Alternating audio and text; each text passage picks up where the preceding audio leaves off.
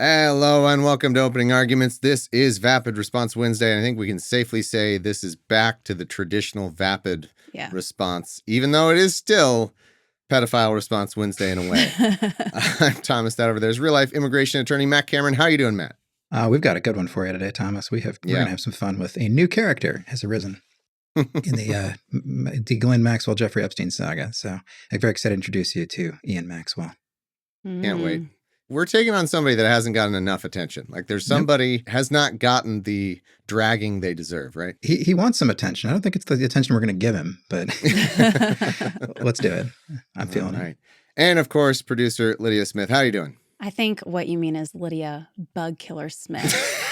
Before the recording started, a bug flew by, and I said, wow, this is a really handy tool I have here that Thomas bought me for Christmas, which is my gavel, related to gavel. She laid down the fucking law on a bug. Like, would you say you smashed it? You gavelled it out, penalty is what you did. Gavel out. But it was perfect because it was going to drive me insane if it was around here the entire time I was recording. So yeah, thanks. Yeah. Merry Christmas to me. These are death penalty cases in bug court, that's for sure. So I'm doing great. I'm doing great because I killed a bug. It deserved it. And let that be a lesson to all of you. Matt and I will be on our best behavior for this one. Yeah, I'm 3 time zones away from Lydia's gavel. Feeling good. Yeah, exactly. Better watch yourself. But nowhere is safe. Yeah.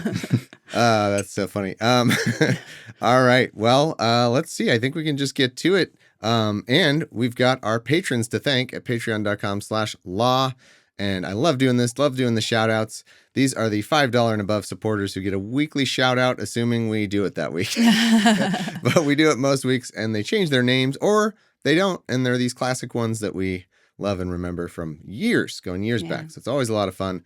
Patreon.com/law. Here we go. Our first third, we're going to thank My House is a Mess, but I Read a Lot of Books. Dominic Gillespie, Matthew Cutler, autistic Twitch streamer, Veterinary for America, 2028, One Man, One Vote. Unremarkable, Your Mom Fell in a Hole.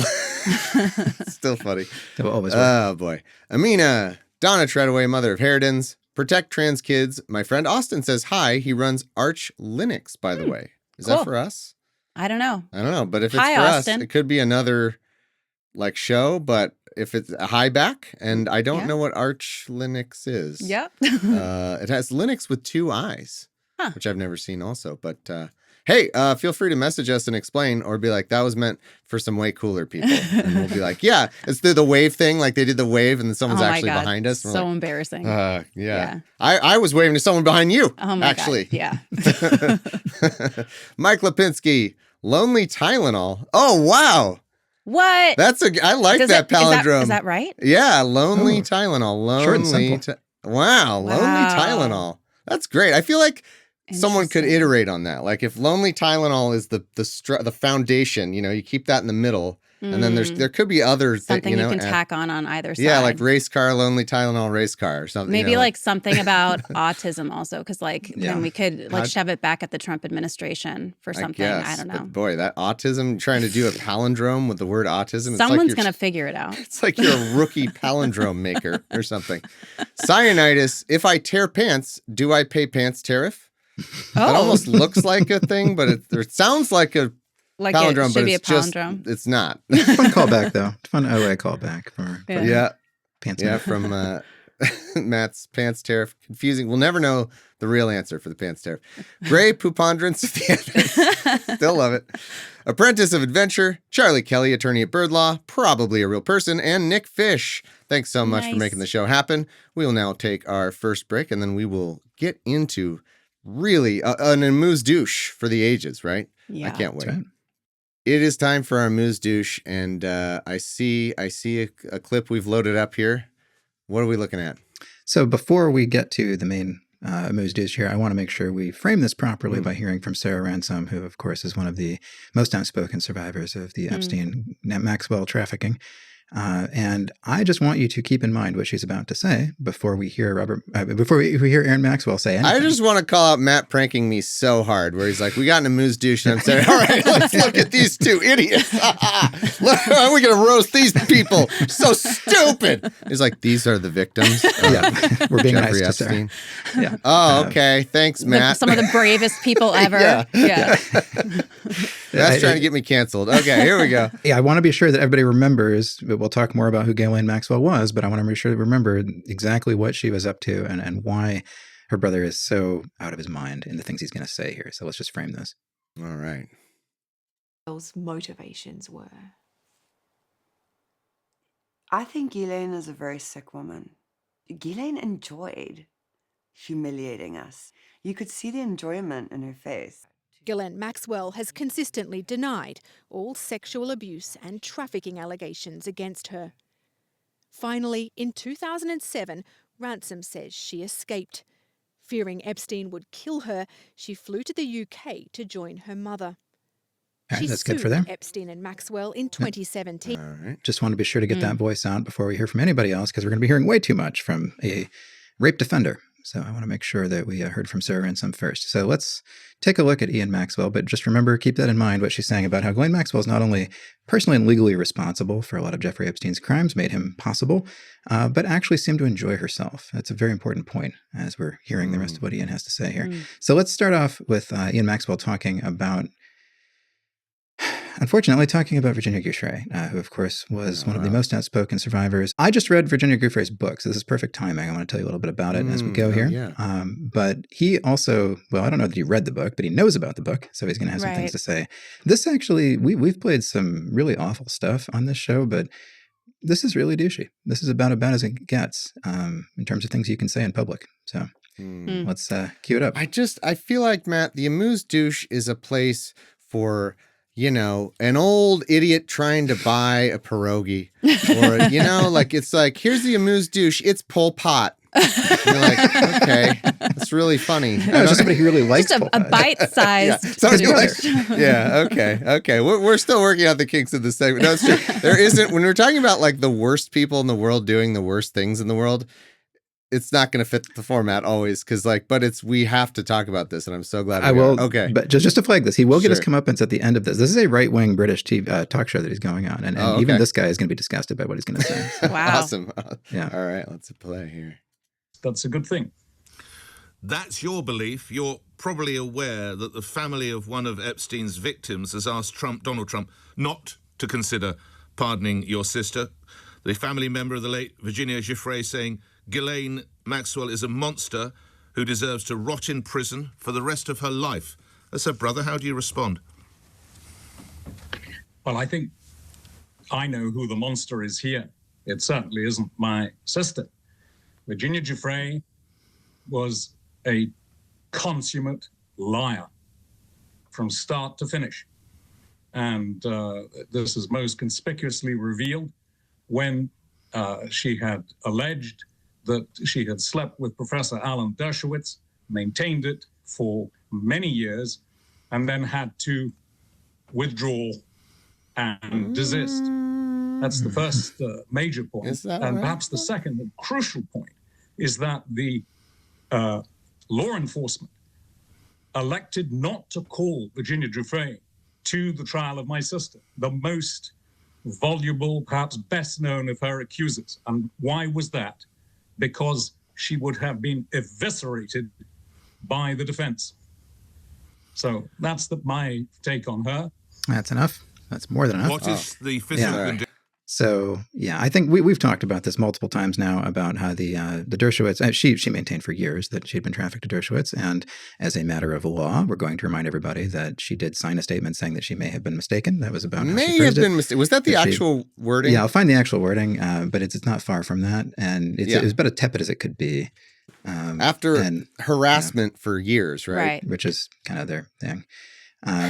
Yeah. So, I mean, it's just like, if that's the best you got. If my sister's so guilty, then why did her accuser get bullied into saying, okay, maybe I might have made a mistake after you harassed her for years? Checkmate.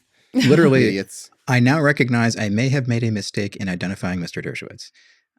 Someone What does that even have to do? Oh, and her brother's point is like, see, she lied about therefore that. she knows so, nothing. Yeah. So Like she's that a would liar. mean none of the other stuff is true. Like, okay, first off, I think my position is firmly that, especially once you've dealt with the legal system in any way, shape, or form, the amount that someone can be harassed and the amount of cost that you could be staring down, it makes all the sense in the world to me why someone would sign a statement like that. But even if we grant that, let's say that she made a mistake and actually it was some other old pierogi loving idiot who essentially what's the specific allegations against Dershowitz that I don't remember. Again, allegedly that they had sex several times. I mean, I shouldn't even call it sex. Sex or she was raped well, right, yeah. Or it was like sex at the behest of.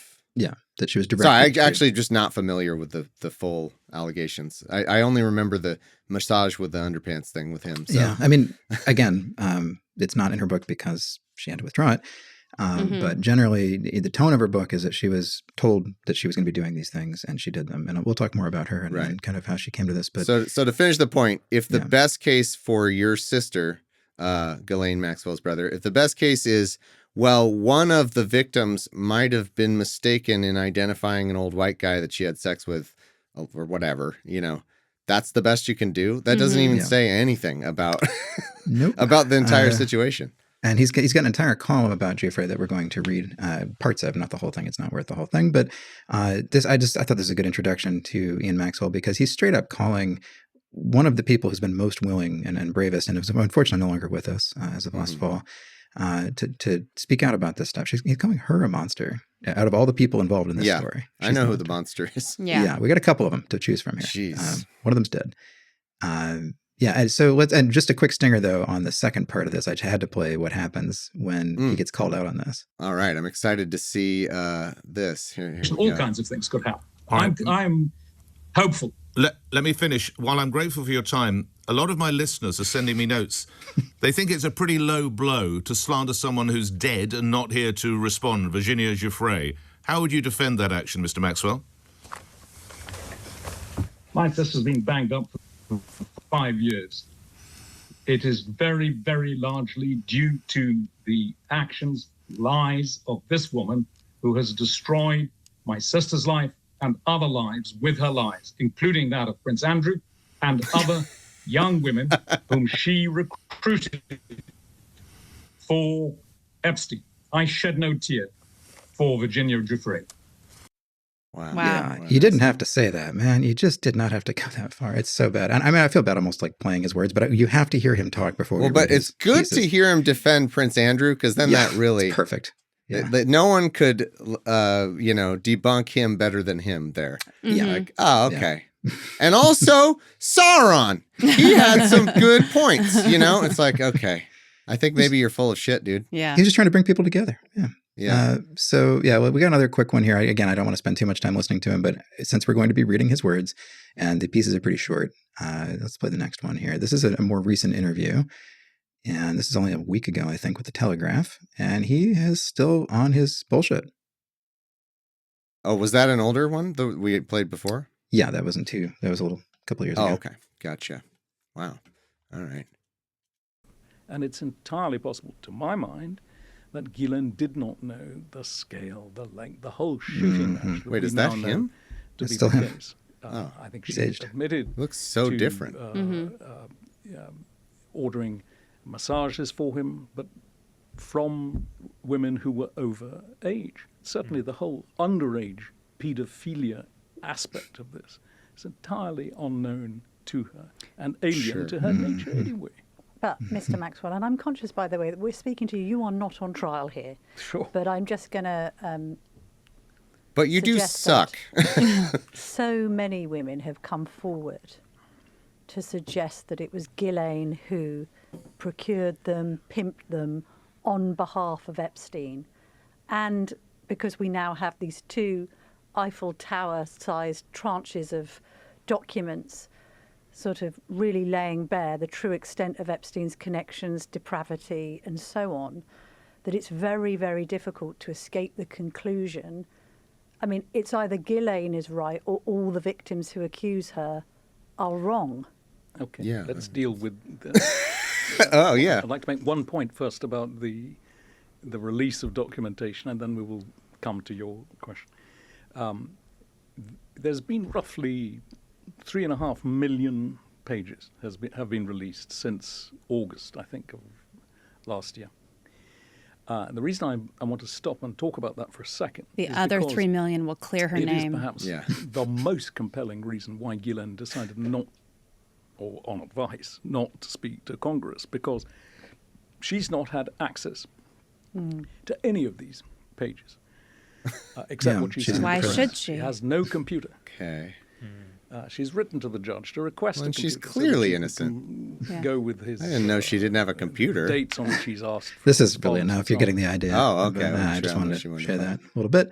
Yeah.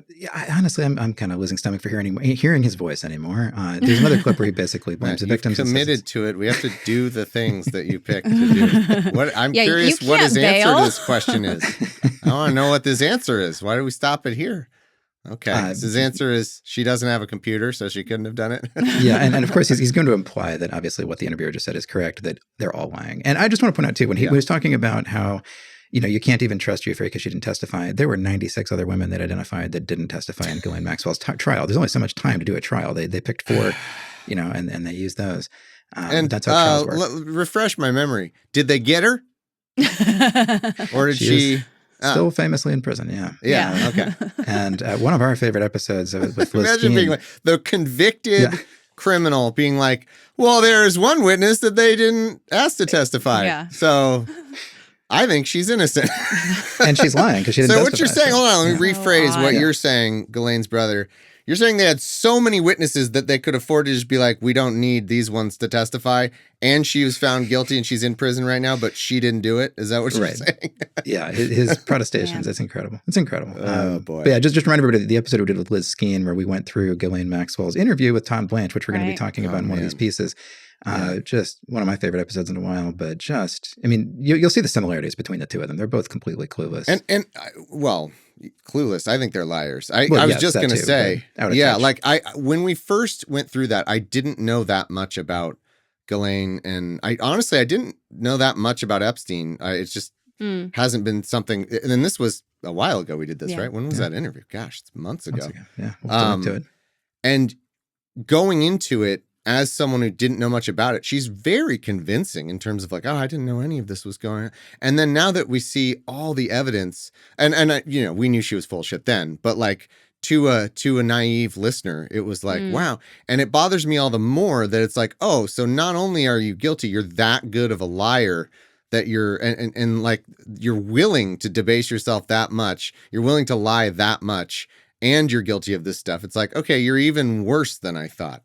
And that we should apply that to this old asshole. Like he has every privilege going for them in that he's an old British white guy. So he has this air of credibility, but it's a good reminder that old British white guys can be completely full of shit, like just lying to your face. Well, I mean, their dad famously was stealing from a pension fund for one of his companies to keep his other company from going into bankruptcy, and ended up owing hundreds of millions of pounds. And that's a lot. And 500 they did million to be precise. Yeah, holy shit. Yeah, a lot. £500 million. And they spent 10 years investigating all the things that he was up to, and it was post his death. He walked off a boat, basically. They don't know exactly what happened. They think maybe he was going to the bathroom naked, which apparently is something that he often did, like off the deck of the boat. And then he disappeared, and they found him in the Atlantic a few days later. Oh, they found him? Yeah, they found him. Yeah. So, this is a guy who's like, he was committing financial crimes, corporate crimes and stuff for many, many years, decades and decades and decades. Even back in the 70s, there was an investigation about his activities saying that like he has no one should be putting him at the head of a public-facing company. He should not be in charge of anybody's money at all. Yeah. And then he became in charge of people's money and squandered specifically a lot the of it. Daily Mirror. I just want to point out, Right. that's going to become relevant. And also, for some reason, Ian Maxwell loves to remind everybody that his father did all of this in the course of defending his sister. I'm not sure why. We'll see. He's going to raise it. It's weird. And he himself was charged after his father's death and acquitted. We have to point out. Yeah. So Oh, really? Yeah. Yeah. What was there he wasn't charged with? some of the same crimes, the pension stuff. But there wasn't enough to prove that he knew what was going on, I think. Yeah, it was Ian and then their brother Kevin as well. That's and, right. That's right. Yeah, their accountant. Well, we've got some Ian Maxwell pieces to get onto. I want to look at his entire body of work in The Spectator. We're not going to read every one of these pieces, but it just gets worse and worse. So buckle up. All right, Matt. Well, that's a good time to take a break, and then we're going to get into the written word of this douche. We've His seen entire body of work. a different medium by which this lying douche communicates. So all that after the break. But, of course, we've got to read our second batch of patrons who bring you this douche. No, they bring you this show where we can give this asshole the attention he deserves. Right. Thank you to Unfrozen Caveman Lawyer, A Negative Phenomenon, Pining for the Fjords, You Gotta Fight for Your Right to Ex Parte, Jay Sank, David Souther, Vehicular Man's Laughter Reluctantly Changing His Blinker Fluid, Nunk Pro Chunk. Okay. I love that. Wasn't it Nunk Pro Tunk or whatever? Pro Tunk, yes. Yeah, so it's Nunk Pro Keep it going. Chunk for the That's a good one. chunk system For the that we chunking have. system, yeah. Nunk Pro Chunk. Or Chunk Pro, yeah. Yeah. The blind squirrel has been crushed by these chunks. We got 2 chunk-related ones in a row. Love it. Today's episode is brought to you by the letter and something you can't read. Cavalry. Why do I always say that? Cavalry? I Cavalry? don't know. It's spelled You've done it weird. a couple of times it's not, now. It's not always that you do it. It's just been the last couple times. Is it okay? It's like naval. No, what is the word that my brain is looking at? But it's not cavalry because it ends with an I. Right, not a It's Y. just like just an I. CAVALRI. Like, what is that? I don't know. Somebody tell me. Patron, write in. Thomas Freeman, Cajun Killa, Chris Simpson, Gavelhead Chucking Away, Anonymous Aquila, Mark Schultz, and Abolish Ice. Love it. All right, we'll take a break and then we'll get to the articles. All right, what are we looking at here, Matt?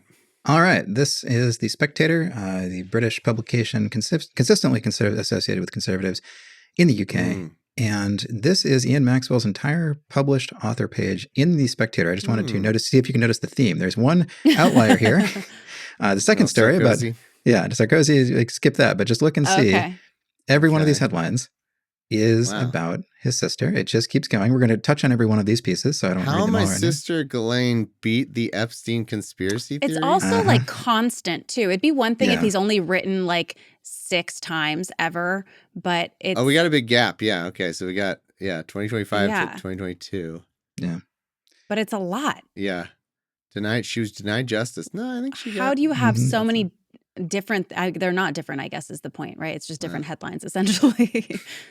Okay. They are, they're very similar. He does repeat himself, which is why we're going to cut some of this, but he's not a good writer. I just want to say that up front. He's all over the place. There's some really funny stuff in here that's just non sequiturs. I assume that the Spectator has an editor or some kind of somebody who reads things before they're published, but maybe they just leave him alone.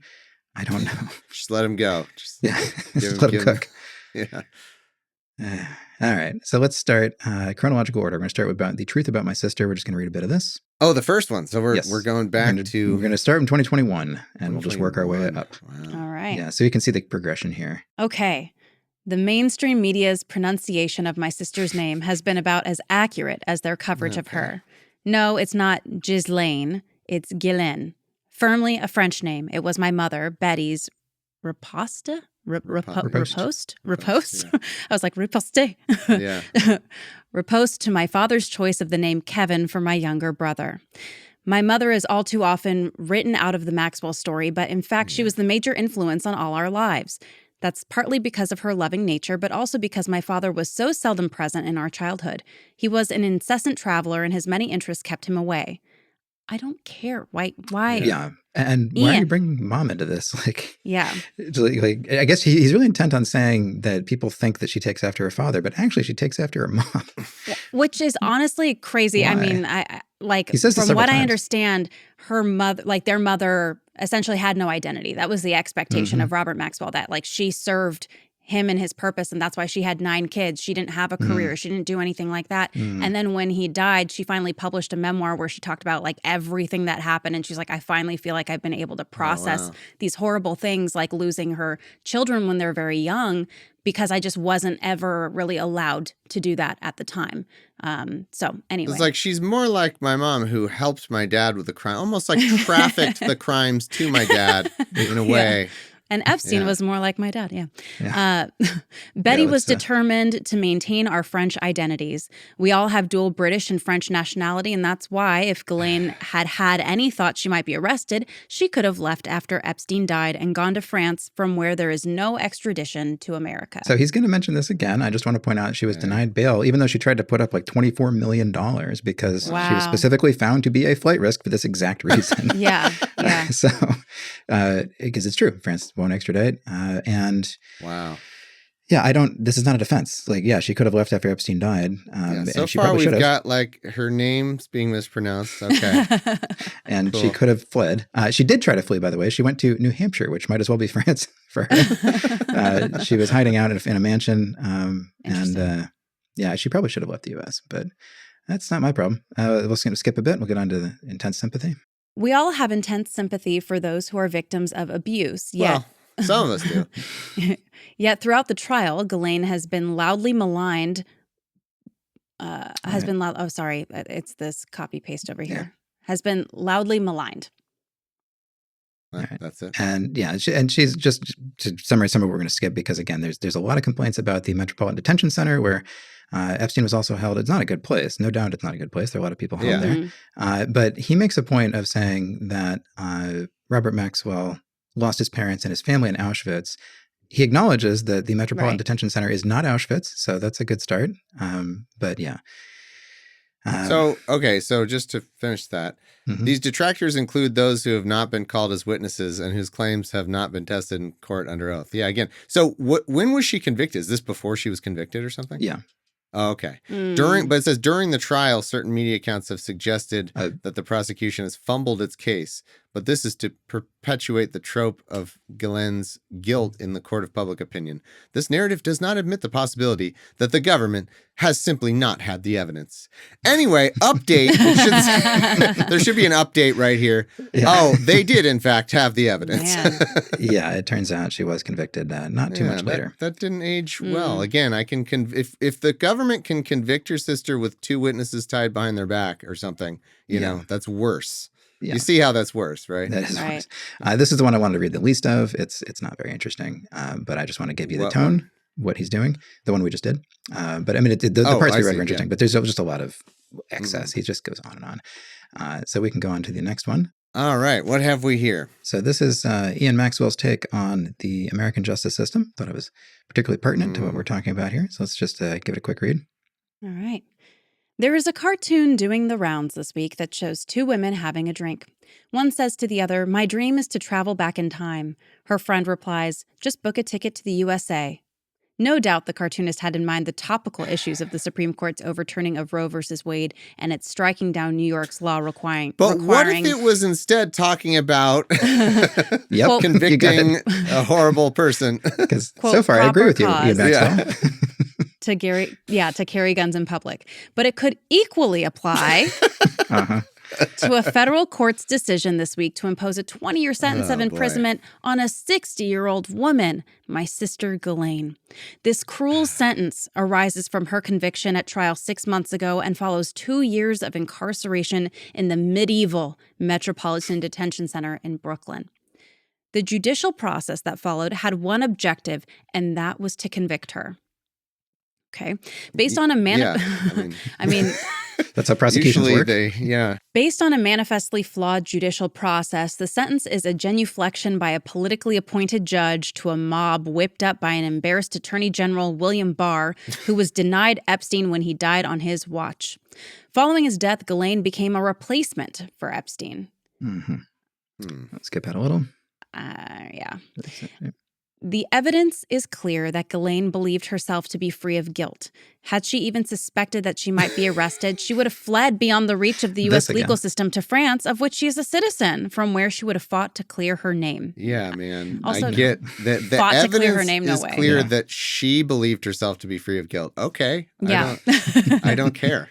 No, she would have done the Roman Polanski thing for the rest of her life. Exactly. He's not trying to clear his name. He's just hanging out in France. He's just living his life pretending like none of that's actually real. She, Adnan, and OJ before he died could go find the real killers. Yeah.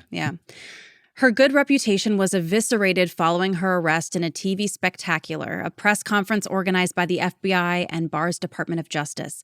Denied bail, it left my sister guilty in the eyes of the world months before the trial itself began. Yeah. The judicial process that followed had one objective, and that was to convict her. Professional accusers who have made millions of dollars were allowed free rein to make vicious statements that would have been struck down for contempt of court in the UK. Professional accusers. Give me an example.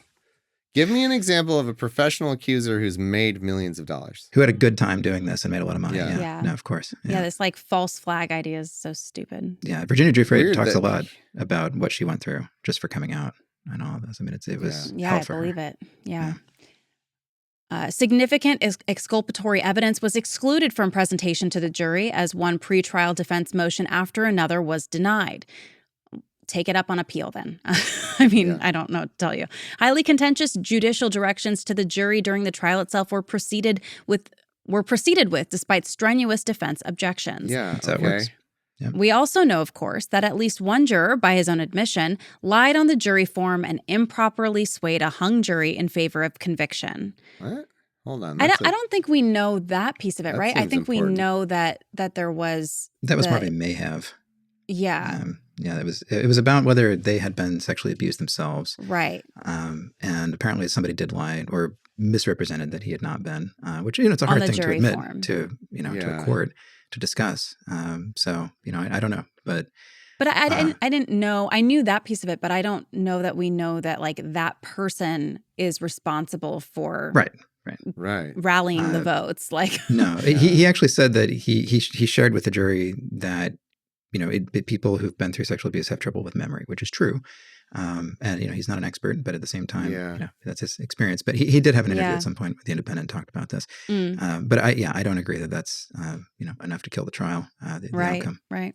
Well, not only that, I mean, do you have to systematically exclude people who were sexually abused or something? No, but you need that information to decide, if you're going to strike them. So, certainly you could still let someone on. Gotcha. Been through that themselves. I just want to make sure because it's like that would skew your jury pool, wouldn't it? Right. I mean, it's in the same way that they don't let people who don't believe in the death penalty on death penalty cases or whatever. I think it's stupid. Like you should let those people. They're part of society. They are part of your peers. Yeah. Sure. Yeah. But you can imagine, like, if you'd been hit by a drunk driver, 3 years ago and are still recovering, and you're getting a case like that, you need to know that. Like, that's very important. Sure. Yeah. Kind of thing. We'll go further here. Granted immunity from prosecution in the subsequent inquiry, he could say whatever he wanted to paint his unworthy actions in a favorable light. The whole process stinks from beginning to end. Barr's victimization of Ghislaine would not be tolerated in Britain. Okay. Yeah, so we can skip that. He's just talking about all the money they got. It doesn't matter. And then let's finish it up. Man. What Ghislaine said about Jeffrey Epstein in her statement at her sentencing applies equally to my sister. The impact on all those who were close to him has been devastating. And today, those who even knew him briefly or never met him but were associated with someone who did have lost relationships, jobs, and had their lives derailed. We, her family, will never stop fighting for justice, and I believe that eventually Ghislaine will get her life back through proper due process that so far she has been denied. Incredible. Incredible. Like to say that she's another victim of Epstein.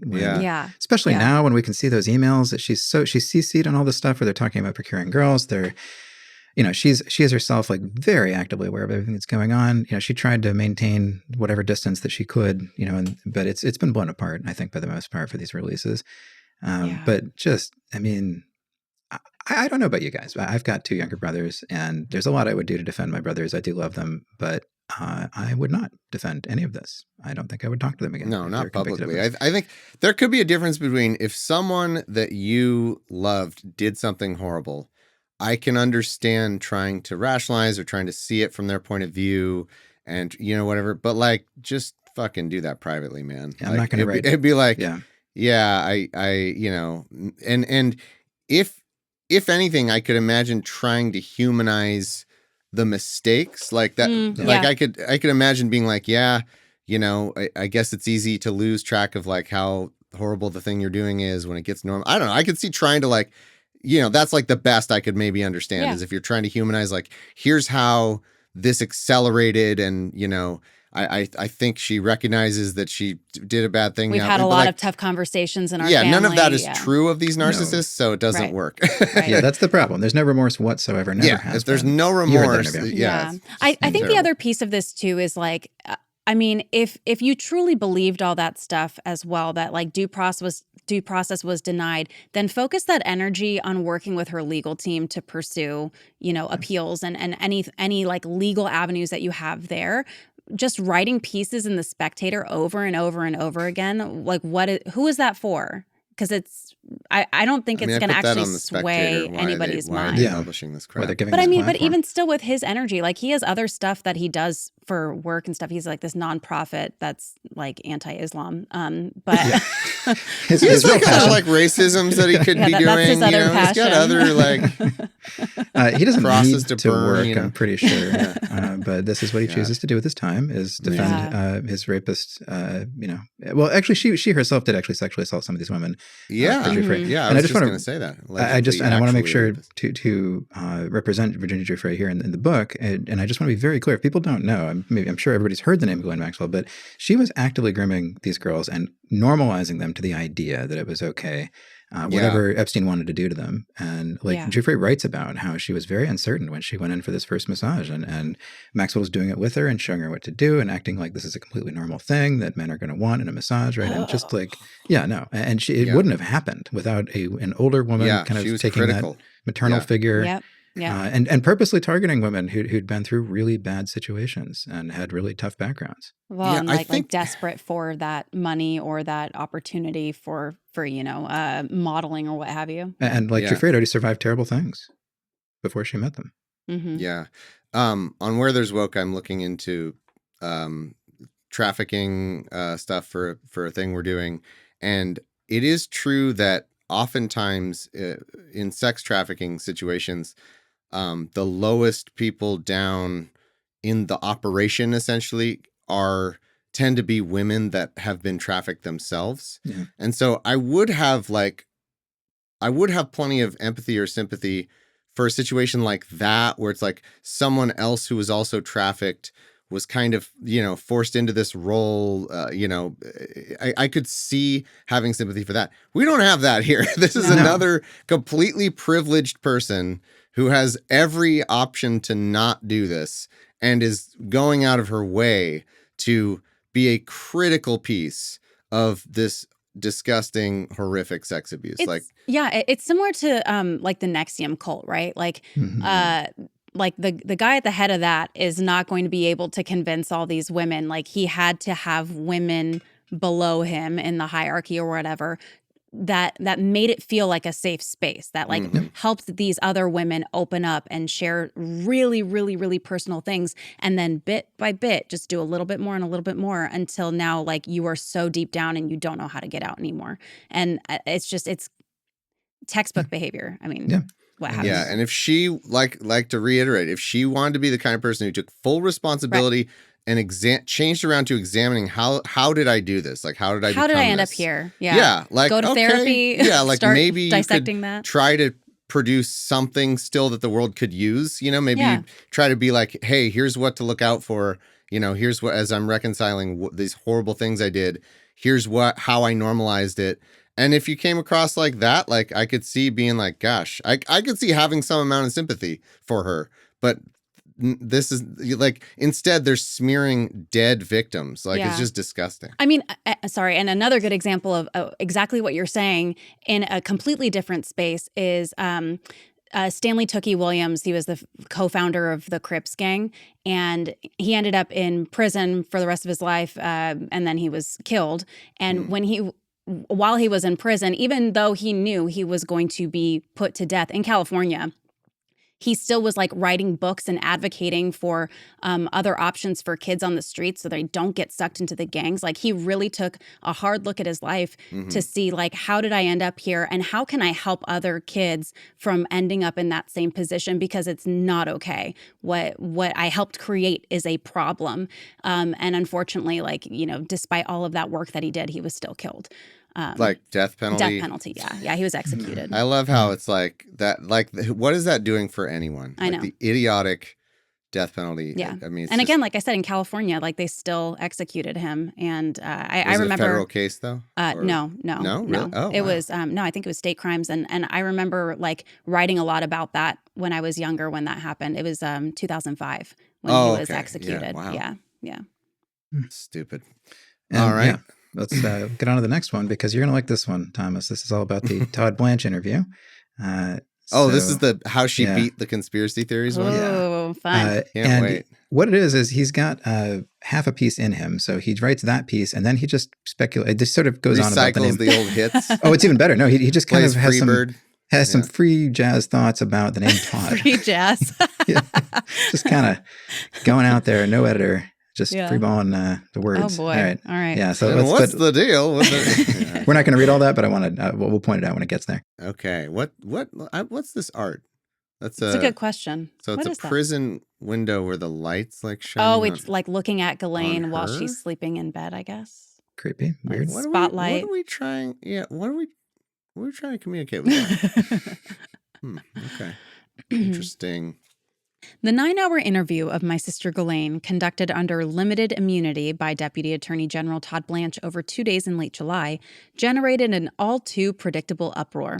Quick reminder of why, just in case you didn't see that episode from September, which I strongly recommend. We'll link to it. We had a lot of fun with Liz Skeen going through that interview. Thomas did some great work cleaning up the audio, which was terrible. It could have been September if this was late July. Did it take us that long to get the... I don't remember anything anymore, but it was last year. It was quite a while ago. But that interview was completely pointless. The only reason that Todd Blanche went down there, again, to interview someone who had already been convicted. It was atrocious. It was absolutely the most terrible. Unjust thing. They shouldn't have ever been happening. We were part of that uproar, and it was really bad. But again, I just want to remind everybody, it was completely pointless because she'd already been convicted. It was billed as a proffer session, which is what you do way before you take somebody to trial to see if they can offer anything useful.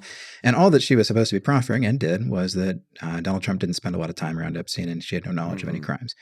9 hours, that's what we get from it. So that was the uproar, was that this was pointless, out of line, and had the Deputy Attorney General doing it, which is unheard of. Like, just ridiculous. The whole thing. Yeah. Yeah. And the president's former personal lawyer, personal defense lawyer. Still current. Yeah. Right. Right. The reaction became still more intense following the release of the associated transcripts and audio late last month. Oh, well, that could be why. That's why you guys did it in September. Wait, is that? Must have been because that's August. Oh, okay. August My memory was we got it really quickly. Okay. I guess I misremembered. Sorry. Having held Ghislaine in torturous conditions of solitary confinement in the run-up to her trial, including waking her up every 15 minutes during the night for 30 months at the same time as they deliberately deprived her defense of exculpatory Brady material, prosecutors ensured both Ghislaine and her legal case were effectively hollowed out. Under the circumstances, she could not and did not take the stand. The rest is history. Yeah, she was never going to take the fucking stand, you idiot. Yeah. Her encounter with the Department of Justice's Blanche was the first time ever she had spoken to a U.S. law enforcement official. In the interview, Ghislaine challenged, if not demolished, the multiple prevailing conspiracy theories and myths surrounding Giuffre Epstein. From the notorious client list to a supposed blackmailing scheme to the way he made his money and the alleged involvement of the Mossad intelligence agency. In regard to the creation of the non-existent client list in particular, and other fictions, she highlighted the insidious and hugely profitable role of the accuser's lawyers and the foundational and also hugely profitable role of Virginia Giuffre in the whole Epstein mythology. Ghislaine calls it a, quote, narrative that was, quote, built upon and just mushroomed, basically, a Salem witch trial. She sure does call it that. Yeah. That's the thing she says. That's proof. And that's, you can take that to the bank. You can't just say you're doing YouTube Ben Shapiro titles for what she all did. Caps. Ghislaine demolishes Murders. the narrative, and then you watch it, and it's just her saying, that was the narrative. Yeah. Oh, man. I meant to point out before, the Brady evidence they're talking about, Brady, of course, being when there's exculpatory evidence that the prosecution withholds. In her habeas petition, I believe what she's talking about is that the massage table they introduced at trial, she's trying to say wasn't actually the massage table, the specific one that one of the witnesses was abused on. So that clears the whole thing up. Would you call that a Brady violation? I would not, because and she also in the habeas I was noticing it undermines the government's there's a footnote to that, which is incredible, only evidence, and I'm like, there's 100 witnesses are ready to testify and 4 who did. So that is really not. Clearly, that's what you think of those girls. The real massage table had a chastity belt that went over. It's like, come on. Yeah. We learned late last month that Giuffre's posthumous autofiction is to be published, which suggests that the Epstein gravy train is still chugging away. Jesus. Autofiction, not autobiography, which is what it is, but autofiction. This guy's such an asshole. Continuing respect that he's showing for, Poor old Todd Blanche. He seems to get parachuted by his ultimate boss into hot-button situations. Just over 3 months ago, the president fired the Librarian of Congress, Carla Hayden, citing concerns of diversity, equity, and inclusion, and appointed Blanche as the new acting Librarian of Congress. The trouble is that Hayden's deputy, Robert Newland, assumed the role of acting librarian by default on her termination and is publicly contesting the legitimacy of Blanche's appointment. It's very important that we know. It's very important that we know that Todd Blanche is a victim of woke. That's what you need to know. What is happening? Why is he going? I don't even know. We didn't even talk about this in OA. I can't even tell what level of sarcasm he's doing I had here. forgotten about this, but he is actually still technically, I believe, the acting Librarian of Congress. I think. But why is Ian Maxwell talking about it in this article? I really am trying to understand this level, but I love understanding these bullshit arguments. If he has thoughts about that, that's fine. He could write a different article about it. Why is this being brought in here? His problem with Ghislaine's prosecution is that Todd Blanche isn't really the Librarian of Congress.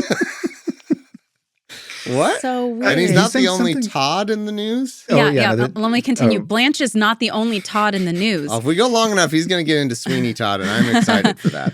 Over in France, where I've spent the better part of August in Provence, home to my mother's Huguenot Protestant ancestors, and incidentally where she is buried, this is so Emmanuel Todd, a public intellectual and commentator, is making headlines. Okay, I'm sorry. Stop. What is happening? Is this your podcast?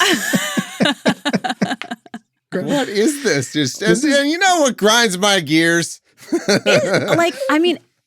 For a while I was like, man, it would be fun to write things, and I was like, no, it's too much work. It's too hard. I don't think I have the patience for a through line that will carry me to the end. But apparently, you don't need it. Apparently, this is fine. You know who spends the better part of August in Provence? Not anybody you want to meet. Why are you reminding us that you have this much money and that your mother is buried in France? I know they're French citizens, but come on. You have obviously a very nice life, and you're just continuing to remind us. This feels like a prank where they're like, let's see if anyone actually reads these. Yeah. And they're like, by the end, it's just it gets worse. From the phone book. They're just writing nonsense. Why? This is great. Why is you got to read this here? next sentence. Okay. Todd is perhaps the primus inter pares of Declinist thinkers. I don't know what that means. I'll just go ahead and say. Sorry, I'm getting closer and closer to my computer to be like, am I reading this correctly? Sometimes I'm able to be like, oh, that's a really pompous way of saying such and such. It's a pompous way of saying something. This is a new one on me. I don't know what this means. Unfortunately, I do know a lot of pretentious Latin. It's first among equals of declinist thinkers. Okay, declinist Primus inter pares. Yeah, I guess that we're all in the decline. Western civilization who predicted the fall of the Soviet Union and is now suggesting the U.S. is in decline. Okay. Because Todd Blanche is the Assistant Librarian of Congress. Yeah.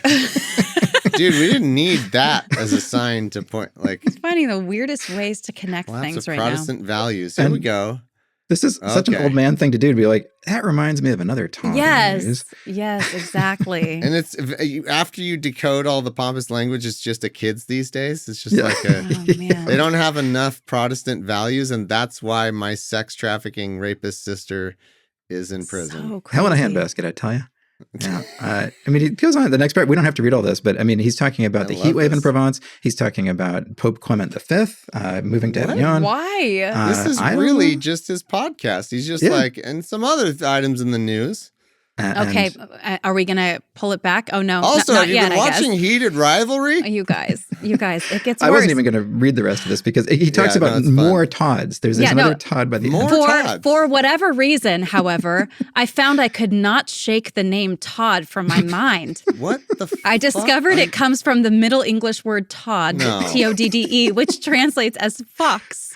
So the name is indelibly associated with the rather fox-like qualities of cunning, intelligence, and adaptability. You're such an asshole. Just ask Todd Blanche out on a date and get this over with. I mean, this is my God. No, ask yourself out on a date and get this over with. You fucking arrogant douchebag. You ready for more Most Todds? of this article doesn't have anything to do with. There's more. How does it have to? That should beat the conspiracy theory. Yeah, I warned you. Will we ever get back to that? Will you? Usually by the end of an article, you're like, and therefore, but he doesn't even do that. No. Let's see. Let's read the last paragraph. Yeah, read the. I demand you read the last. You have no paragraph. idea where this is going. Yeah. The late 19th century American jockey Todd Sloan. A guy who rode a horse in the 19th century once. Literally, my Sweeney Todd joke would have been more relevant. You guys, how dare you denigrate this man? The U.S.'s first international sports superstar, of course. Todd Sloan, you guys, of course. True. I doubt it. Had all those qualities in spades, but his career finished badly and he was banned from racing and given the cold shoulder. He left his mark on the English language, though, when his first name was adopted into the rhyming slang used by London's East End Cockneys, giving rise to the expression, Todd Sloan on your own. Okay. Over the years, the rhyme was lost, but on your Todd came to mean being on one's own. That's a state which, whiling away time on a holiday to beat the heat, I can certainly recommend. Jesus Christ. I would love this delightful bit of trivia in a column about etymology. Cockney expressions, which is kind of interesting. Or I do not need this analysis from brother of sex trafficker rapist who is writing in defense of sex trafficker rapist. He's got one piece in him and he just wrote the third. Yep. No, this is this is amazing. I did not consent to read about this many Todds. This was not what I signed up for in this piece. The headline didn't give you any indication that that's what you were going to get. Even get back to the thesis statement. No. Like he just. By the way, let me just for fun, the sum total of his evidence that she beat the conspiracy, which, by the way, let's look at the title. I mean, often they don't choose the titles, but whatever. How my sister Ghislaine beat the Epstein conspiracy theories. Okay, let's get a deep dive into the evidence. Prosecutors ensured Ghislaine and her legal case were effectively hollowed out. She didn't. By talking to her. Okay. Yeah. And then now she said in the interview, Ghislaine challenged, if not demolished, the multiple prevailing conspiracy theories and myths surrounding Giuffre Epstein. And then she said it was a Salem witch trial. From the client list to the whatever, she calls it, here we go, I think this is the key evidence here. She calls it a narrative that was built upon and just mushroomed. Basically a Salem witch trial. Yeah, so that's it. A great time. That's the end of the evidence. This one paragraph. Man. December 2021, she could have testified in her own trial if she wanted to present this information. But no, she did not do that. So, well, she couldn't because of the Brady violation. But, it was hollowed out. They had the wrong massage table, so how could she testify, man? How could she testify with the wrong massage table? That wasn't the massage table that she knew. Wow. But, so we've got half of an essay that just sort of acknowledges that the interview happened and half an essay about Todd's. So weird. Unbelievable. Oh my God. This is the one when I read this, it's like, we have to read this. This is too weird. This is just too guy. weird. This is incredible. No editor. It's everything I do. Stream of consciousness. Yeah. Just nuts. What's the expression? On the Todd? Yeah. On the Todd. And then it I ends feel like with him I'm on the Todd. On your Todd. On your Todd. On your Todd. I'm on my Todd. Sounds like he'd like to be on a Todd. But again, and he's talking about, he's bragging about his holiday in Provence and saying, hey, come out and hang out in France with me and while away some time on the holiday while the rest of us are It's a little working. hot, but Yeah, right. Yeah. But I don't even, what does one even say to this? Like, being so head up your own ass that you think this is something. I don't even know what he thinks this is. I kind of want to know. Is it that he thinks these trappings of riches and privilege just because to him they're good things that he can just talk about them and then he'll be like, that'll communicate that I'm awesome or something. I don't know. Like, I genuinely don't know. Yeah. Like for me, I think if I was his child, like if this was my parent and my parent had this published, I would say like, I feel like you're getting a break from reality in some ways. And I would take that to the doctor and I'd be like, hi, I would like to do cognitive testing because this article has me concerned. You won't stop talking about various Todds. It's so bizarre. It's so strange. Can you please make sure he knows how to tell time still? It might be the weirdest thing I've ever read in a mainstream publication. It's up there. That is. It's not even wrong. It's just weird. I wonder if any people at the Spectator are like, no one's touching this. We're not like, we'll publish this bullshit, but we're not taking any part in it. Yeah. Like, that's the only thing I can think of. Man. Well, can we do our final patron read? Let's do that now. Yeah, I think so. All right. Well, we will take our final break. But before, we, of course, have to thank the top Hall of Famers at patreon.com/law. Thank you to the Cincinnati Kid, Bob Laba's Law Podcast, Philly Basement Bar will be getting a new house rep in the midterms. Nice. Elect Thomas Smith President, American Honky Tonk Bar Association. Balticate, Philip Kaiser. I will be damned if I propose to be at the beck and call of every itinerant scoundrel who has $5 to invest in a Patreon pledge. Nice. No, we will be at the beck and call of every itinerant scoundrel. This is now the itinerant scoundrel level of patronage. We should rename it. Yeah, there you go. The Itinerant Scoundrels. That's fantastic. Corin Lan, a string of unpronounceable characters. Malika Chandler, RontoTheDork.com. Milo Meadsong is fighting petty tyrants. Big Easy Blasphemy. Hors d'oeuvres in the court before a report.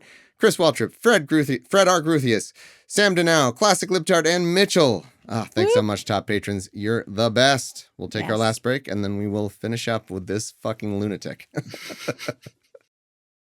Now we're going to be on to Don't Take Virginia Giuffre's memoir at face value. Or which memory. I feel like is a little undermined by the photo that it's, again, like, is the Spectator fucking with him? Like, is this like... The single most famous photo from the Epstein prosecution and the Epstein story. It's Prince Andrew with Virginia Giuffre, I believe at 16 or 17, and Maxwell smiling in the background. In the background... She might as well have like a thumbs up and like a I trafficked sign. Like, come on.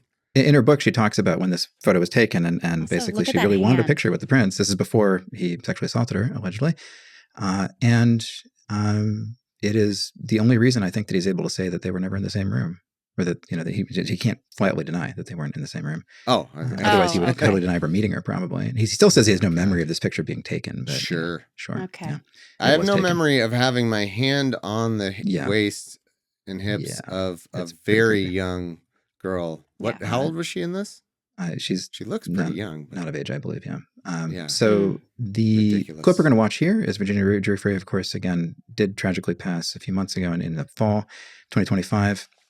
And I want to make sure that we got her voice in here before we get a bunch of Ian Maxwell, trying to take on her memoir, which is, it's going to be stupid, as you'll see, but I still feel bad, like giving him this much time and not making sure that we got to get her in here too. Right. She is a monster. She's worse than Epstein. She did things even worse than Epstein did. She was vicious. She was evil, and she was a woman. Her lawyers have said Ghislaine Maxwell is not a Jeffrey Epstein, that she has been a victim of media spin. They're doing their job, but I know that woman. I've known her really well. Put it this way. Epstein was Pinocchio, and she was Geppetto. She was the guy controlling the strings. Jeffrey. Yep, she was pulling the strings. She had his money. He had her contacts.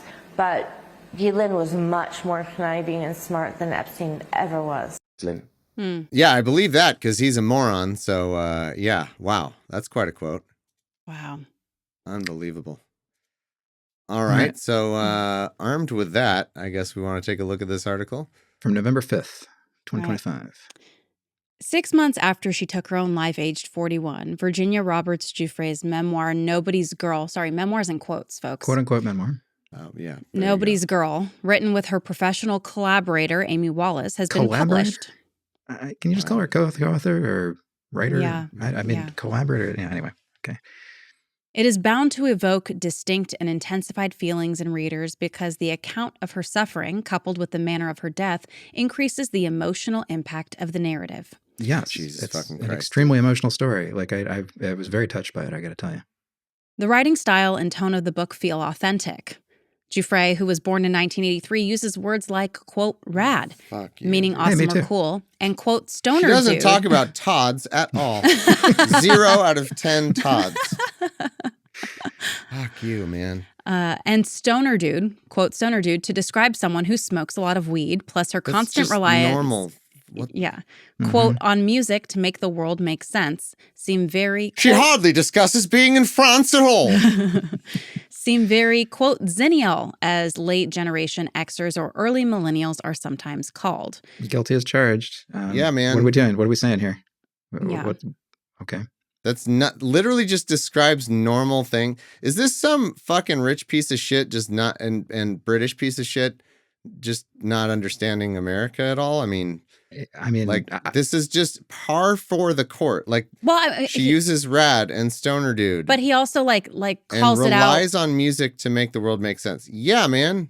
So like a person. But the thing is he calls it out in the sentence right before it, where he says the writing style and tone of the book feel authentic because that's she's using those words like that. It is authentic. That's how she talks. And makes sense. This is the worst possible recognition of exennials, by the way. I really enjoy being an exennial. I'm very proud of it. But come on, man. You just don't like us. I think that's him saying it feels authentic because she's deceptively doing these things. That's what I think he's saying. If Giuffre is to be believed, one could not fail, surely, to be moved by her account, which is quite graphic in places, and by the arc of a tragic life that is chronicled in 4 parts with emotive titles, quote, daughter, quote, prisoner, quote, survivor, and quote, warrior.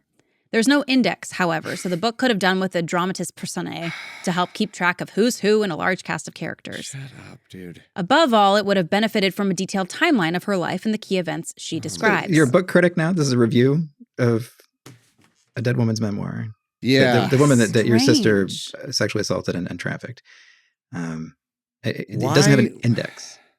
This is the most piece of shit behavior. I can't even. Yeah. Why would the Spectator do this? Like, just assholes. Yeah.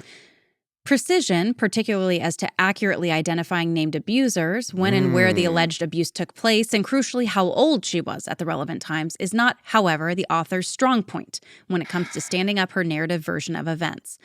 This precision. Let me just go back up to this picture here. Is this a normal thing? Hey, asshole! Do you think this is a normal picture? Why is this person here? You're about to find out. He thinks this is pretty normal. Oh, just normal. Oh, they must be related. Is she his his like uncle? You know? Yeah, exactly. Yeah. Is she niece? That was a weird I couldn't find. Is she his niece or something? You know, like the creepy uncle picture. Okay. It still would be. It'd be as bad. Actually, it'd be the same. This precision really matters in the sexual abuse accusations Giuffre levels. I have to stop there because I don't think it does. If she's going to like pursue criminal charges, then I guess like legally and stuff, you would want to be looking at all of those details and everything because you're trying to build a case.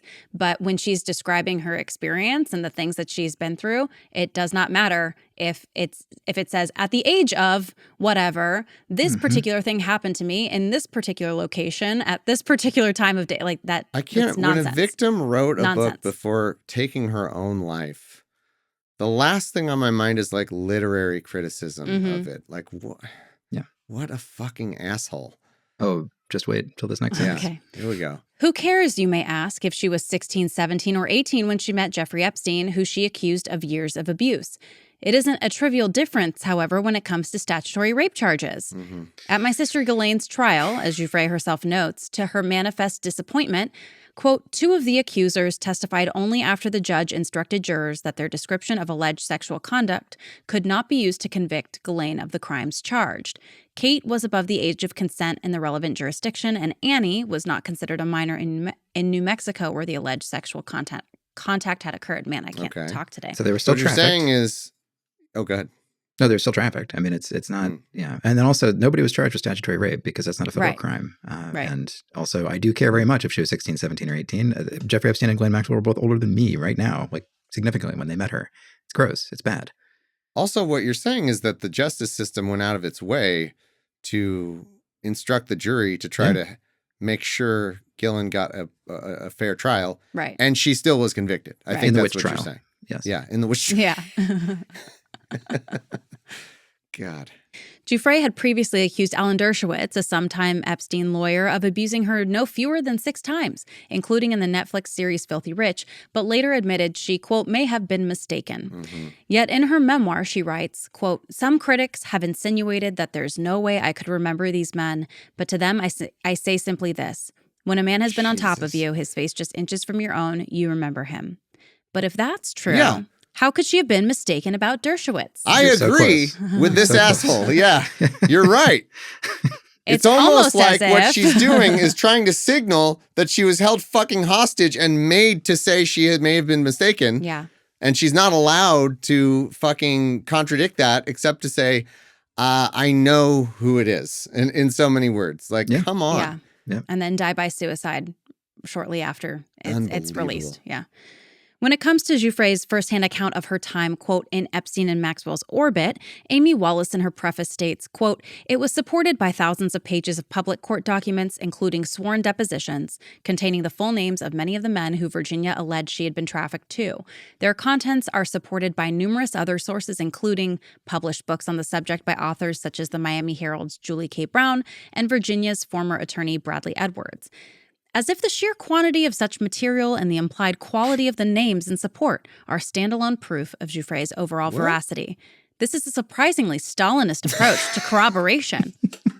Stalin, who famously used, thousands of pages of evidence to convict people.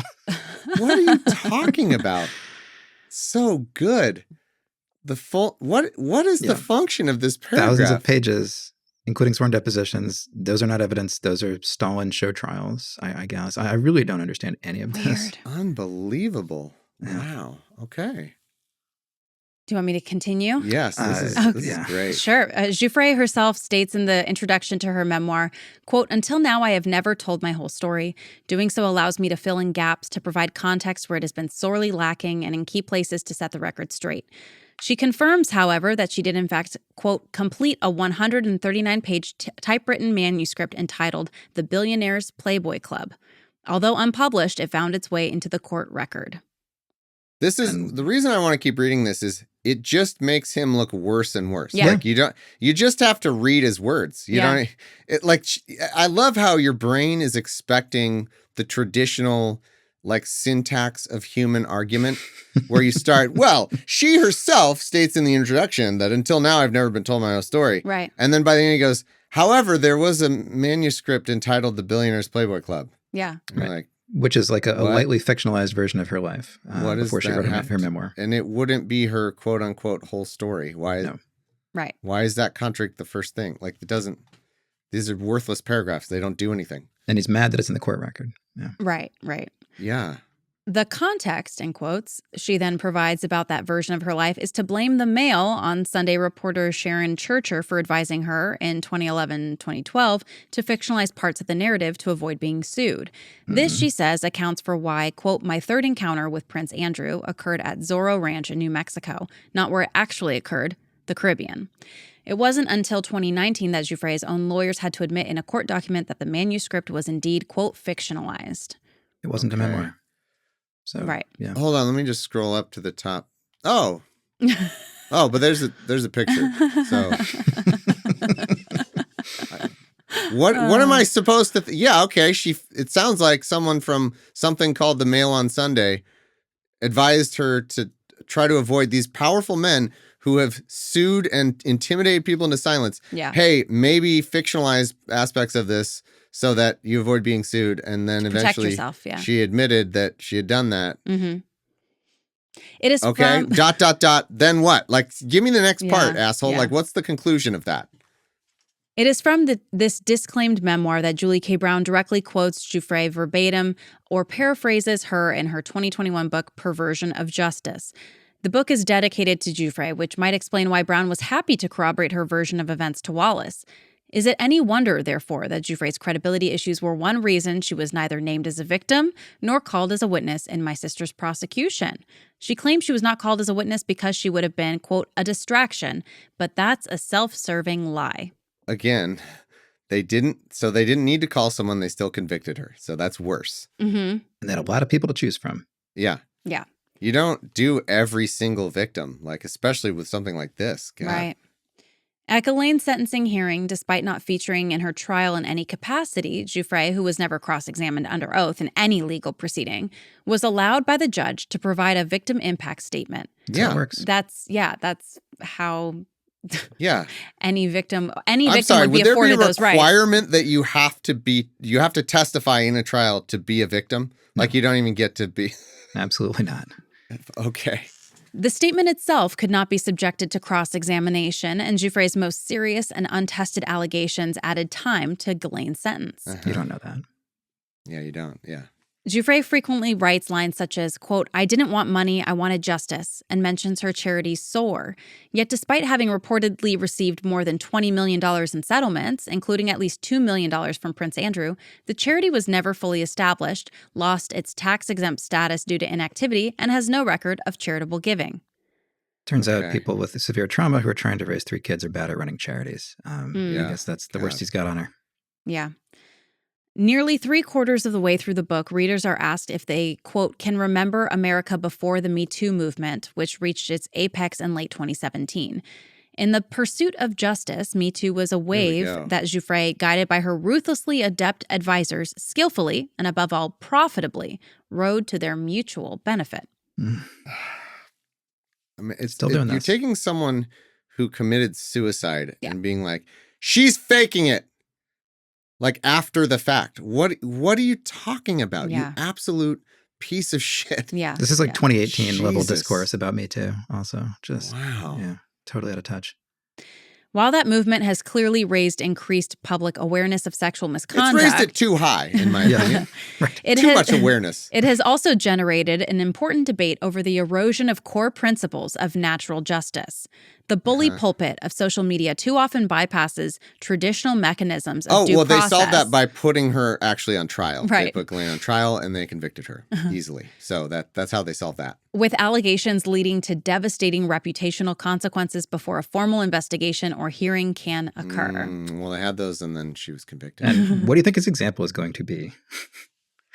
By May 2020, presidential candidate, as he then was, Joe Biden, facing allegations from a former staffer of sexual harassment 27 years earlier, produced a more nuanced interpretation of the original Me Too slogan, Believe Women, when he said, quote, there is a belief that women should be heard, that they deserve to be treated with dignity and respect, and that their stories should be subject to appropriate inquiry and scrutiny.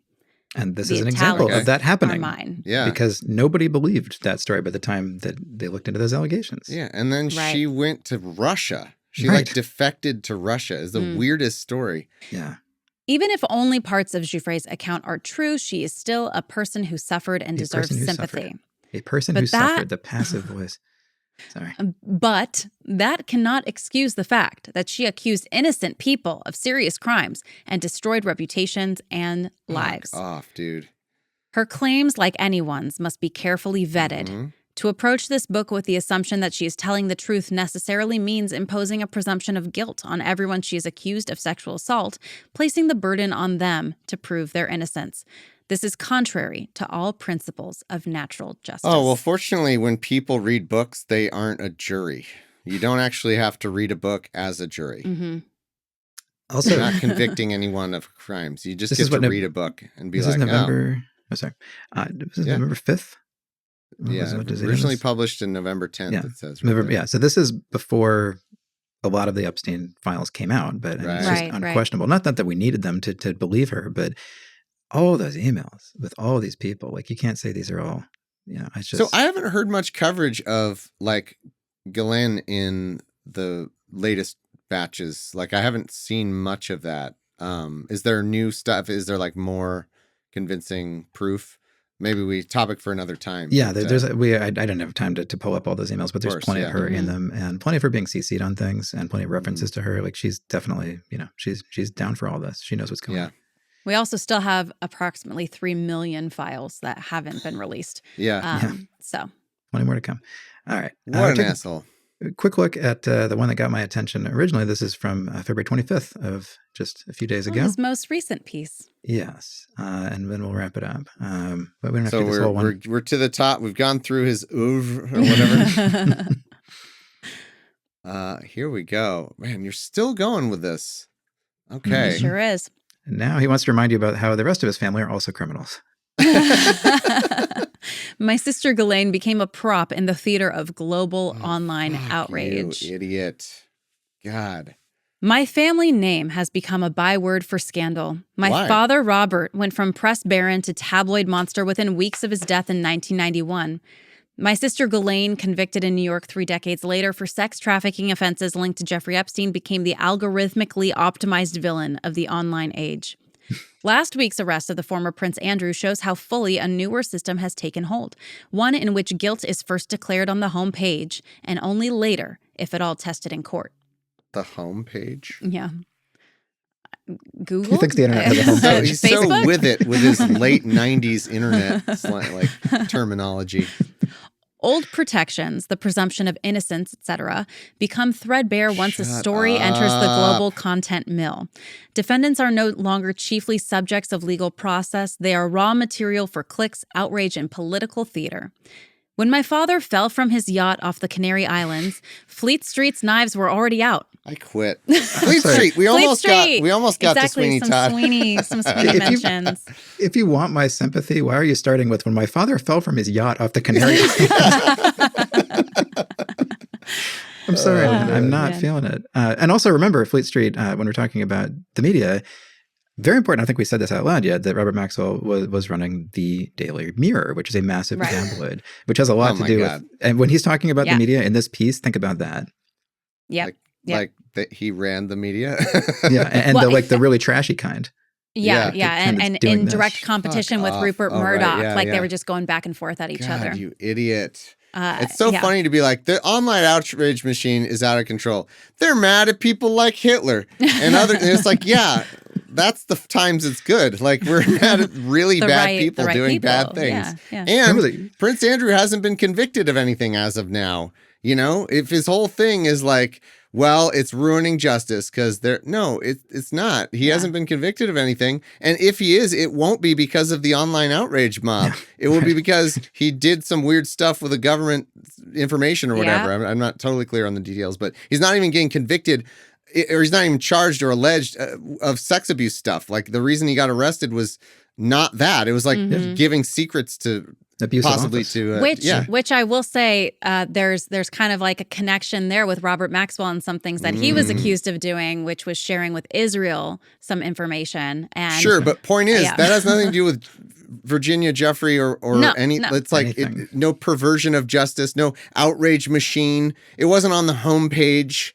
It was just that's what he did, and he still hasn't faced any justice for anything. And like the really, kind of shocking picture I think that we all saw after his questioning, where he looks like, I got in trouble, like I'm caught, sort of face. But again, I mean that's paparazzi for you, like, and that's tabloids' bread and butter. Like they love those paparazzi photos. And it's so funny to me that he's complaining about that because that is exactly. I mean, it's almost like he's reminiscing for the time when people got their outrage from the Daily Mirror. And not exactly. Yeah. Wow. Funded his family. Let's see, where was I? When my, years of aggressive takeovers. I'm just going to read that sentence again, actually. When my father fell from his yacht off the Canary Islands, Fleet Street's knives were already out. What a normal years sentence. Years of aggressive takeovers and bullying of journalists had made him a convenient hate figure. Journalists, right? Years of aggressive takeovers and bullying of journalists had made him a convenient hate figure? Yeah, that makes sense. He did that? Yeah, he was aggressively, running his media empire. I'm sure he made a lot of people angry. But I'm just curious as to, is this asshole actually saying that? Like, Well, they probably hated him because he sucked. Like his son is actually saying, well, he was a piece of shit and bullied journalists. So I don't know that he's accusing his dad of bullying journalists. I think it's like the aggressive takeovers in. I don't think that he necessarily directly. I'm trying to figure out what he's saying. The bullying of journalists, and because his dad was in the press, like he was in that industry. The sentence is years of aggressive. I mean, you could be right. I'm genuinely trying to figure it out. Years of aggressive takeovers and bullying of journalists had made him a convenient hate figure. I don't. I don't know why. What Maybe that says other than him? he's the one doing it. Yeah. Or just that. Yeah. That he is. I agree. Overseeing the press. I don't know. The discovery of a hole in his company's pension. They threw the pension in a hole. They found a hole. Ian. Yeah, they threw the pension in a hole. The discovery of a hole, Ian. 500 million It was pounds. a perfectly naturally occurring hole in the pension fund. Sometimes they don't seal those things up in the factory properly, and you got a little leakage. Oh my God, that like shook me. That phrase, so the discovery of a hole. Finish the sentence. In his company's pension funds, confirmed the caricature of Captain Bob as a crook. Yes, unironically, yes. Yeah, and you know what? There's like 400 pages because they did an entire investigation about all the things that your dad did. So, and actually, I have that, so I'll share that with Does he the say? audience I need too. to see. Does he say any more about that, or does he just get to say the discovery of a hole, like it just leaked, like it, corrosion? Oh, I guess he does go to it. Yeah. Yet the story was still mediated through recognizably legal machinery. The Serious Fraud Office investigated. Serious being capitalized as part of that. It might be the name of it, right? Oh, maybe. I thought he was being an asshole. No, this is British, so yeah. I've just seen it referred to as like FO for like fraud office. Oh, so okay. I perhaps you're right. Probably the Serious Fraud Office. A criminal trial followed that saw my brother Kevin and I acquitted alongside colleagues. Oh, what happened with your dad? Well, he died, but yeah. Well, he was dead. He was convicted of. So it's like if he's saying. Well, no, this is before he died, right? No. So that trial was after his dad died. And then the report came out after they were acquitted. They had to hold on the report. It took 10 years for them to do the report. The report came out in 2001. His dad died in 1991. Well, then, but didn't you say his dad was convicted of doing this? No, he wasn't convicted because he couldn't have been. But it was that they found he did this. What's the owing? What did you tell me in the beginning? So when did that happen? All of that was discovered after he died. Oh, okay. Yeah, okay. I didn't realize that. Okay. So there was no justice. I think eventually people were paid out of public funds out of the UK. Wow. They had to pay out the pension, but I think about half of that was funded publicly. Yeah, the night before he died on the yacht, he had an argument with his son Kevin about the fact that he just defaulted on 50 million pounds in loans. Like things were not going well. Mm-hmm. Right. I guess my point is, it's understood that he did this, right? Like yes. it isn't. Yes. Yeah. Okay. Pretty so conclusive. It's funny to be like, yeah, they investigated, and the trial that followed, we weren't convicted. It's like, right. Well, okay, but what happened with your dad? Like, did they think he did it? Yes, they did. Like 2 out of 3 is not bad. Inspectors from the Department of Trade and Industry then produced lengthy reports. We'll include that link in the show notes. If anyone is in the mood to read. And what happened? What happened in those reports? Nope. Change of topic. Yeah. Pivot. By the time Ghislaine was indicted in New York in July 2020. What happened to the hole? I want to know where the hole came from. Yeah. How did the hole occur? Yeah. Ian? They found a hole. It's so funny. Be like, they found like a hole in the bank account. Oh, it just, naturally occurring erosion, just sometimes. By the time Ghislaine was indicted in New York in July 2020, the distinction between the media and the courtroom had blurred. Federal prosecutors announced the charges in a Department of Justice media room next to a blown-up photograph of Epstein and my sister, with earnest talk of, quote, justice for survivors and sound bites.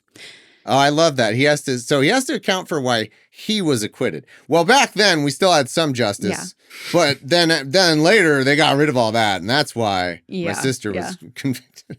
Trial was still 18 months away, but the performance suggested that the important verdict had already been delivered. A 24-hour cable news and podcast ecosystem. Hi, we're the podcast ecosystem. No, not this one. Hungry for narrative filled the gaps between hearings. Sketch artists and court reporters recorded what happened in the courtroom proper, as they do, like all the time. You're just describing what happened when your sister was very rightfully convicted of crimes. The real show, however, was outside. Live tweeted commentary, nightly explainers, and viral you're just clips. saying words. You're just describing things. And viral clips of lawyers emerging to deliver polished lines. Cameras are still banned in America's federal courts. That does not curb the theatrics. Okay. The trial is no longer the main event. It is one act in a longer serial whose plot is written as much by producers and influencers as by prosecutors and defense counsel. No, Remember, man, they still had the trial. Yeah. This is a guy whose family fortune is based on tabloids. I just have to say it again. Like, he's complaining about the 24-hour news cycle that they helped to catapult into normalcy, right? This is like, anyway, yeah. Yeah, also the trial still happened. The jury is not supposed to watch that coverage. Yeah. Like they're supposed to be not doing that. This has nothing to do with her guilt. Oh, now we're back to his dad. Okay. You want me to read this paragraph too? My father was cast as an ogre of the city, greedy, bullying, foreign, Jewish, insufficiently deferential to the establishment he sought to join.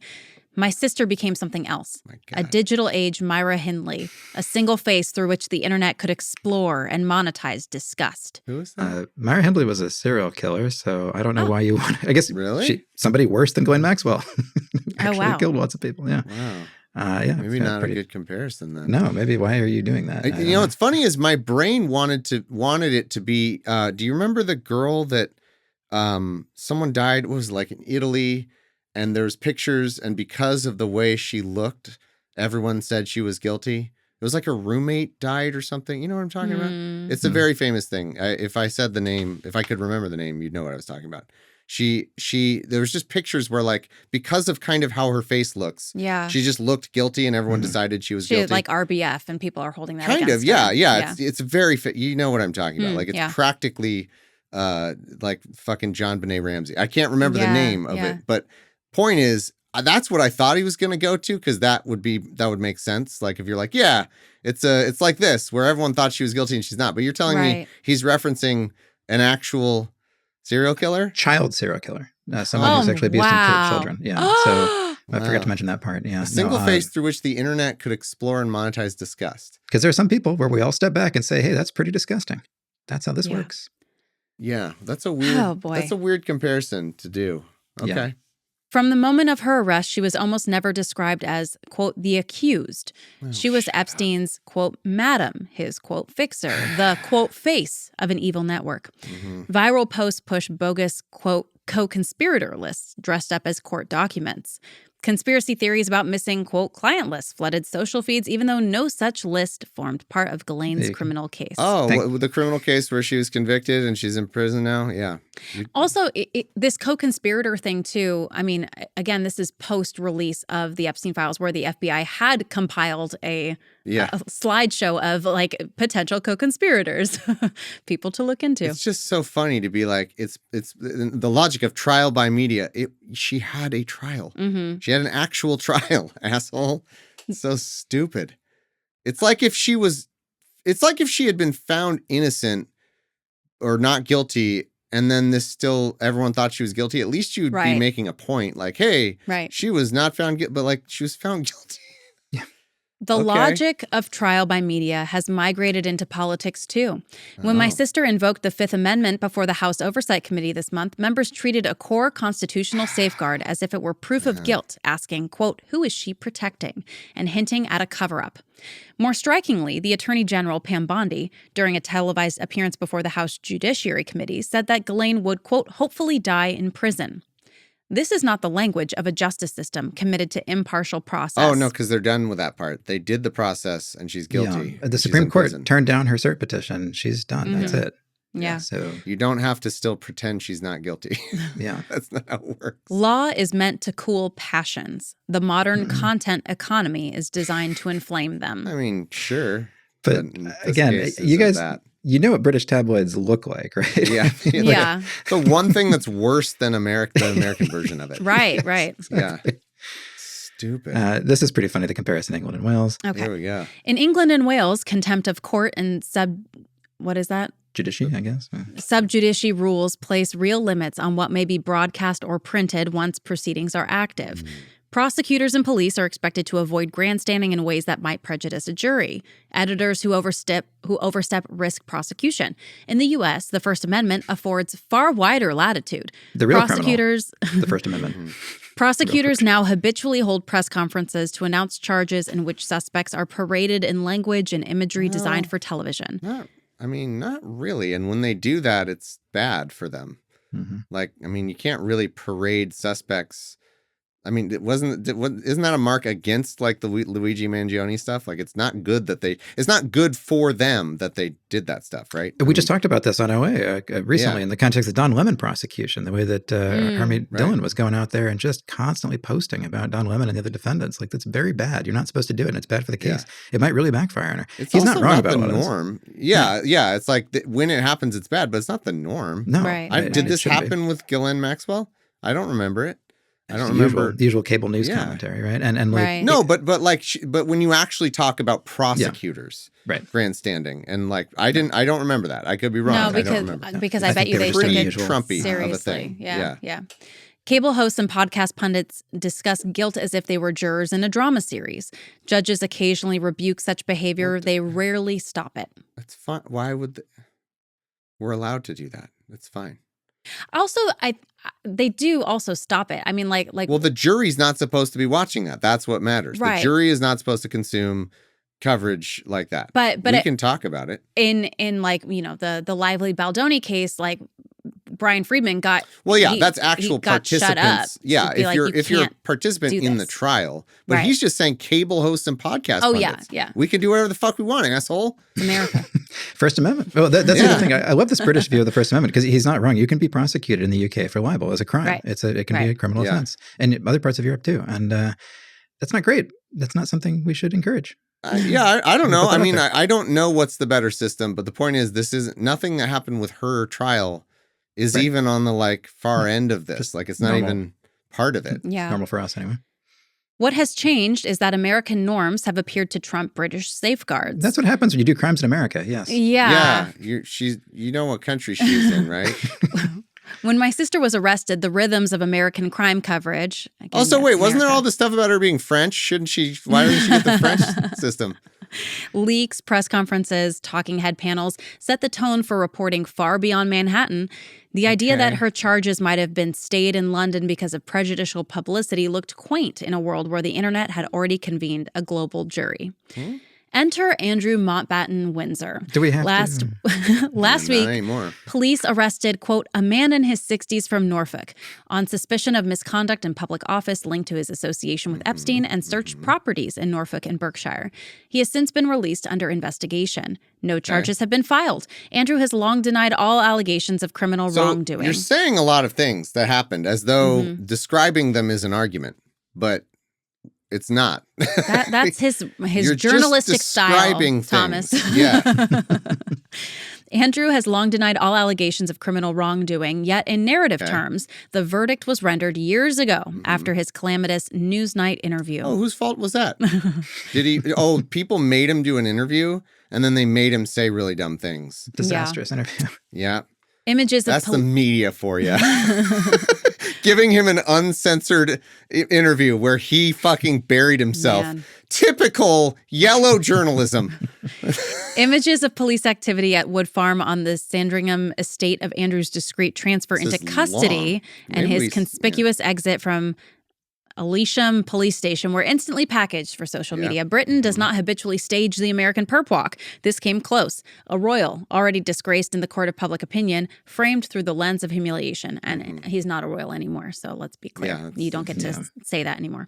The temptation to see this as a simple morality play, privilege at last brought to book, is understandable. It is also corrosive. Here we go. Here's his real problem. Oh, man. Here we go. Leave us alone. We're too rich for this. Yeah.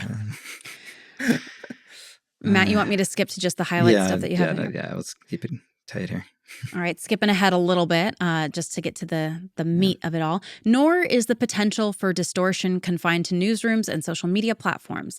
The Epstein Victims Compensation Program and related settlements have dispersed more than $170 million, with an extra $35 million proposed as of this month, while the wider universe of claims against Epstein's estate and associated entities... That's money Epstein rightfully stole. That shouldn't go to There the was a fucking hole. victims. There was a hole.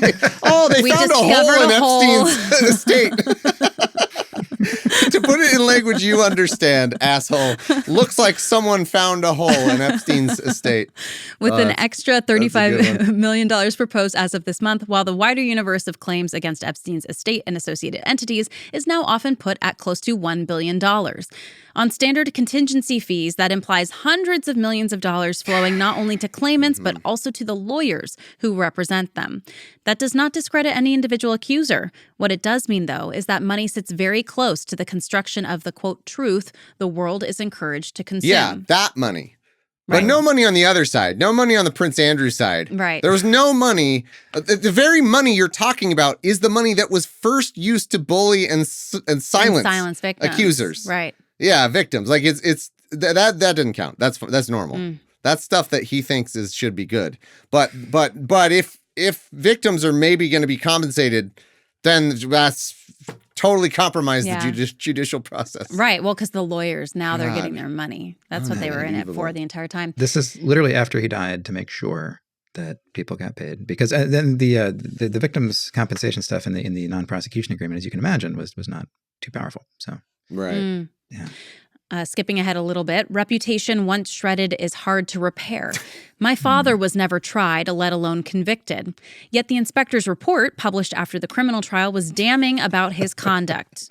He was, quote, blameworthy in ways that did not map neatly onto criminal charges. In the public mind, he is now remembered chiefly as a crook, not as the decorated soldier, outstanding publisher, and entrepreneur he once was. You know, you steal a few hundred million pounds and in people's pension.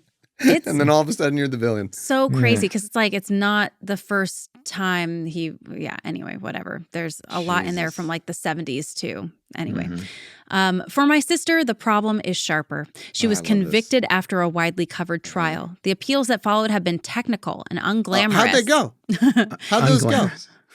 They do not compete with the vivid story the internet has already told. They also don't do anything because they fucking failed, right? Yeah. And they weren't on the facts. Like, of course they're not glamorous. They're technical because she was completely guilty of what she was convicted of. Her most recent petition, filed last December, together with some 1,000 pages of supporting evidence, argues that her trial was unfair and constitutional safeguards were brushed aside. One point made by the petition is that a juror did not disclose a history of sexual abuse, therefore making them biased.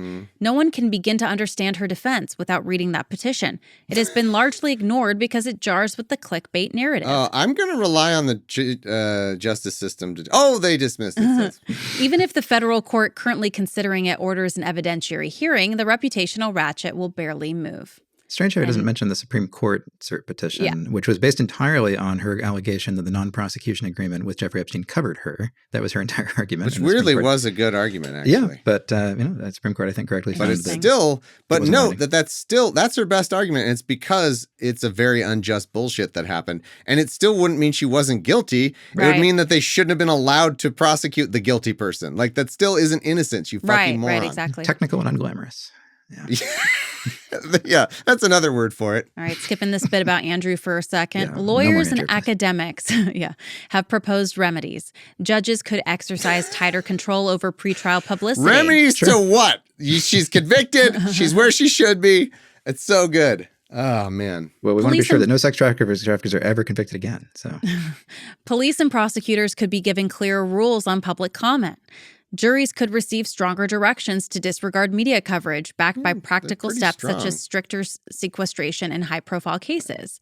I mean, they do that, but sure. I mean, I guess they could do it a little more. Just disruptive to people's lives. Right. Legislatures could explore, quote, right to be forgotten style tools for those acquitted or whose convictions are quashed. Yeah, we'll spot you that one. Yeah. You can have that. Yeah. For any of your sisters who are acquitted or convictions are quashed. Yeah. Go ahead. I can get with all of that. I mean, it's fine. Whatever. But they're not going to make a difference for your sister. Yeah. Such efforts face structural obstacles. Courts move slowly. Newsrooms and platforms move at the speed of the algorithm. A prosecutor who refuses to grandstand or an editor who declines to speculate risks being outcompeted by less scrupulous rivals. Like at the Daily Mirror. Yeah, like the the editor who declines to speculate. Entire empire. They're not going to make it at the Daily Mirror, that editor who declines to speculate. That's incredible. Unbelievable. Attempts to regulate platforms trigger free speech worries. A healthier system would restore distance between accusation and conviction, confine performance to the courtroom, and remind people that outrage is not itself a form of justice. The question raised by the stories of Epstein, Ghislaine, and Andrew is whether such a system is still politically, culturally, or commercially possible. For now, the answer is bleak. We no longer simply read about trials, we binge watch them. We no longer merely await verdicts, we perform them. The algorithm is judge, jury, and publisher. Everyone watching imagines themselves part of justice. In fact, they are part of the show. Have we mentioned our sister show, Gavel Gavel? Yeah, exactly. Where we perform them. This is just the most desperate bullshit crap. I mean, it's so... God, what a prick. Yeah. What a fucking prick. Or just to use your parlance, what a knob. Fucking knob. God, what an idiot. Like every single argument is so dumb. Every argument is so fucking dumb. He just describes stuff and thinks it's an argument. Well, and then they had a jury, and there's TV talked about her trial. Like, yeah, okay. That did happen. Yeah. That doesn't mean anything.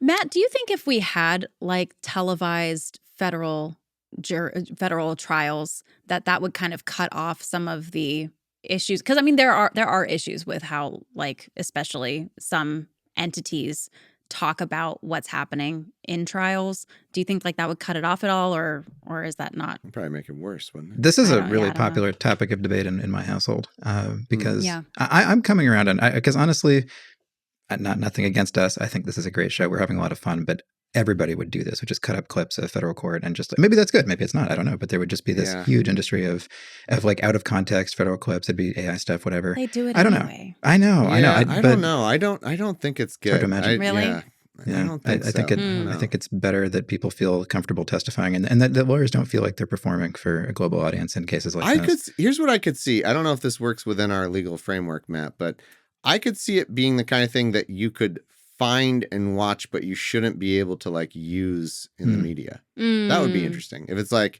all right, you're allowed to, there's some stuff like that, right?